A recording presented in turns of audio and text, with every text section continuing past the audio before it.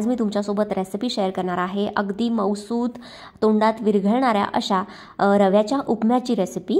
कारण बऱ्याचदा कमेंट्स येतात की आमचा उपमा थोडासा कोरडा होतो, खाताना घशात अडकतो आणि दुपारपर्यंत खूप जास्त कोरडा होतो तर डब्यातही देऊ शकत नाही, तर अगदी दिवसभर मऊ लुसलुशीत राहील अशा योग्य प्रमाणात आज आपण नाश्ता सेंटर स्टाईल उपीट किंवा रव्याचा उपमा बनवणार आहोत। बऱ्याचदा आपण कॅन्टीनमध्ये वगैरे उपमा खातो बघा, तर तो खूप जास्त सॉफ्ट असतो आणि ते काय लगेचच तयार करत नाहीत, आधीच तयार केलेला फक्त गरम करून देतात, तरी सुद्धा तो खूप जास्त सॉफ्ट असतो। त्यासाठी त्याच्यामध्ये एक सिक्रेट गोष्ट घातली जाते, तर ती गोष्ट कुठली आहे ते सुद्धा तुमच्यासोबत शेअर करते आणि एकदम डिटेल मोजमाप परफेक्ट मेजरमेंट सहित रेसिपी तुमच्यासोबत शेअर करणार आहे। एकदम परफेक्ट उपमा तुमचाही तयार होईल। चला तर मग सुरुवात करूया। तर सगळ्यात अगोदर आपण इथे उपम्यासाठीचा रवा जो आहे तो भाजून घेणार आहोत। तर मी इथे 1 ते 1.5 चमचा साजूक तूप घेतलेला आहे। आता आपण घरगुती पद्धतीने तयार करत आहोत। कॅन्टीनमध्ये रवा भाजताना तूप वापरत नाही तर तेल वापरतात। थोडंसं अगदी 1 चमचा भरून तेल घ्यायचं। बऱ्याचदा काय होतं, बरीच मंडळी कोरडा रवा भाजून घेतात, तर तसं न करता घरगुती पद्धतीने तयार करायचं असेल तर तूप घाला, मस्त छान अप्रतिम चव येते। तर 2 चमचे तूप छान मस्त आपल्या इथे गरम झालंय। लो फ्लेमवरती गरम करायचं, नाहीतर हाय फ्लेमवरती तूप गरम केलं की मग त्याचा थोडासा जळका असा वास लागू शकतो। तर बघू शकता लो फ्लेमवरती तूप छान आपलं गरम झालंय। त्यामध्ये मी इथे 1 वाटी भरून घालतीये 0 नंबरचा रवा। जर तुम्हाला एकदम सॉफ्ट मऊ लुसलुशीत उपीट किंवा उपमा हवा असेल ना तर 0 नंबरचा रवा वापरायचा, ज्याने आपण लाडू करतो ना, रव्याचे लाडू करताना जो रवा वापरतो किंवा बॉम्बे रवा, चिरोटी रवा सुद्धा या रवाला म्हणतात। उपम्यासाठीचा जो रवा असतो तो खूप जाड असतो, त्याने जर आपण तयार केला हा उपमा तर बऱ्याचदा कोरडा होतो आणि घशात अडकतो। तर मी लहान मुलांसाठी किंवा मग शक्यतो घरातली मोठी वयस्कर मंडळी असेल त्यांच्यासाठी 0 नंबरचा रवा वापरला तर अगदी मस्त तोंडात टाकताच विरघळणारा असा उपमा तयार होतो। तर थोडंसं तूप घ्यायचं, त्याच्यामध्ये 1 वाटी रवा घालायचा। माप एकदम परफेक्ट तुमच्यासोबत शेअर करणार आहे, किती रवा आणि किती पाणी घालायचं त्याचं, कारण त्याचं प्रमाण योग्य असेल, परफेक्ट रेशिओ असेल तरच आपला उपमा दिवसभर सॉफ्ट राहतो, मऊ लुसलुशीत राहतो, खाताना घशात अडकत नाही आणि कोरडा सुद्धा होत नाही। तर व्यवस्थितपणे आपण 6 ते 7 मिनिटांसाठी लो फ्लेमवरती, अजिबात गॅसची फ्लेम मोठी करायची नाही, लो फ्लेमवरती आपण हा जो रवा आहे मस्त खरपूस असा भाजून घेणार आहोत। रव्याचा रंग खूप जास्त बदलू द्यायचा नाही, कारण मग आपला जो उपमा आहे तो पांढरा शुभ्र कॅन्टीनसारखा किंवा नाश्ता सेंटरसारखा तयार होणार नाही। तर आपल्याला मंद गॅसवरती हा जो रवा आहे सतत हलवत अशा पद्धतीने भाजून घ्यायचा आहे। 6 ते 7 मिनिटं झाली आहे, रवा आपण भाजून दुसऱ्या प्लेटमध्ये काढून घेतलेला आहे। आता त्याच कढईमध्ये आपण फोडणीसाठी इथे 2 चमचे तेल घालूया आणि त्यासोबतच मी इथे 1 चमचा भरून घालतीये तूप। तर तूप जर तुम्हाला फोडणीमध्ये वापरायचं नसेल तर अजिबात घातलं नाही तरी चालेल, स्किप करू शकता, कारण आपण रवा भाजताना तूप घातलेलं होतं तर त्याचा सुद्धा मस्त फ्लेवर येतो। पण मला थोडंसं तूप घातलेलं आवडतं म्हणून मी इथे तेलामध्ये अर्धा चमचा तूप घातलेला आहे। तेल आणि तूप छान गरम झालं की आपण याच्यामध्ये पाव चमचा घालणार आहोत मोहरी। त्यासोबतच मी इथे अगदी पाव चमचा घेतलेली आहे पांढरी उडदाची डाळ आणि पाव चमचा घेतलेली आहे चणा डाळ किंवा हरभऱ्याची डाळ। तर आजच्या उपम्याची क्वांटिटी माझी खूप जास्त कमी आहे। 2 जणांच्या नाश्त्यासाठी मी उपमा बनवला आहे, ते पण मुलांसाठी, त्यामुळे अगदी कमी साहित्य वापरलेलं आहे। जर जास्त 2 ते 4 जणांसाठी बनवणार असाल तर अर्धा चमचा इथे डाळ वापरली तरी चालेल।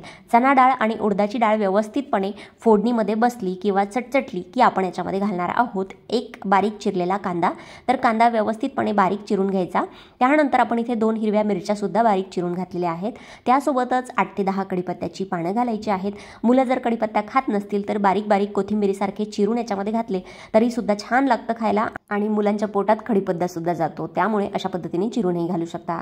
त्यानंतर कांदा, हिरवी मिरची, कढीपत्ता व्यवस्थितपणे थोडासा सॉफ्ट झाला की आपण याच्यामध्ये थोडेसे शेंगदाणे घालणार आहोत आणि त्यासोबतच 8 ते 10 काजूचे तुकडे सुद्धा घालणार आहोत।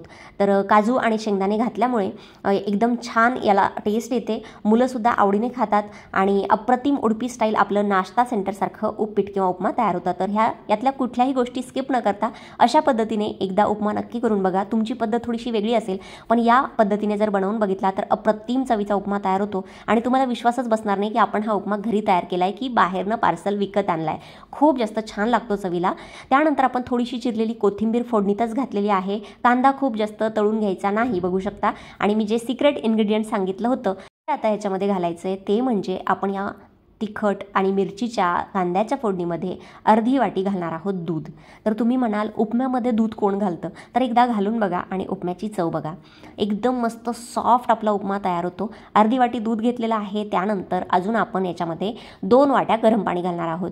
तर एका वाटीसाठी 2.5 वाटीचं म्हणजे विथ दूध, म्हणजे 1 वाटी जर तुम्ही रवा घेतला तर तुम्हाला 2.5 वाटी याच्यामध्ये लिक्विड घालायचं आहे. तर मग मी अर्धी वाटी दूध घालते आणि 2 वाटी इथे पाणी घालणार आहे. म्हणजे 1 वाटीसाठी आपल्याला इथे 2.5 वाटी पाणी वापरायचं आहे.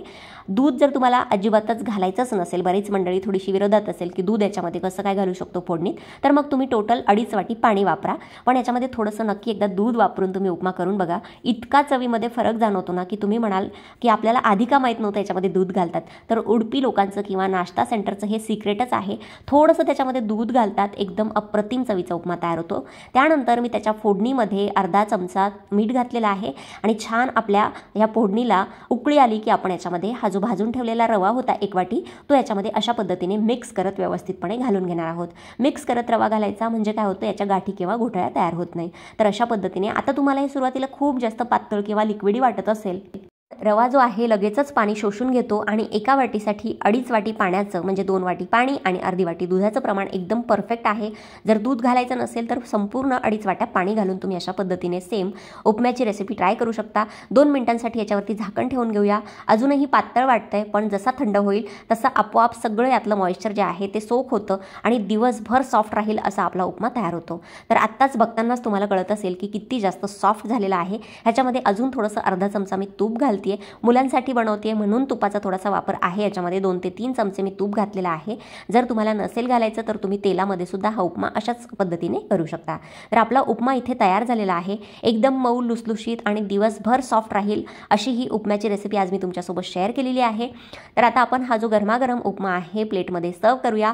बघू शकता एकदम रव्याचा प्रत्येक दाणा आणि दाणा इथे फुगलेला आहे आणि योग्य प्रमाणासहित, म्हणजे किती रव्याला किती पाणी घालायचं हे माहीत असेल तर अजिबात रव्याचा उपमा कोरडा होतच नाही, कधीच होणार नाही. कितीही घाईत करा, कितीही गडबडीत करा, एकदम परफेक्ट उपमा तयार होतो. तर अशा पद्धतीने आपण उपमा काढून घेतलेला आहे. त्यावरती थोडासा कच्चा बारीक चिरलेला कांदा घातलेला आहे, थोडीशी चिरलेली कोथिंबीर आणि भरपूर अशी बारीक छोटी नायलॉन शेव जी असते ती घातलेली आहे. तर असा हा आपला नाश्ता सेंटर स्टाईल किंवा मग उडपी स्टाईल रव्याचा उपमा इथे तयार आहे.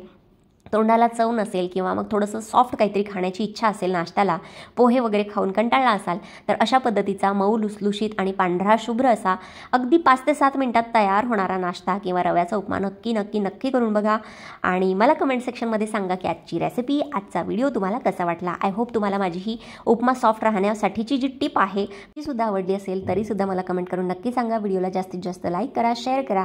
असेच नवनवीन व्हिडिओज आपल्या चॅनलवरती बघण्यासाठी चॅनलला सबस्क्राईब करायला विसरू नका. चला भेटूया पुढच्या व्हिडिओमध्ये. तोपर्यंत धन्यवाद. Thanks for watching. Take care. Bye bye.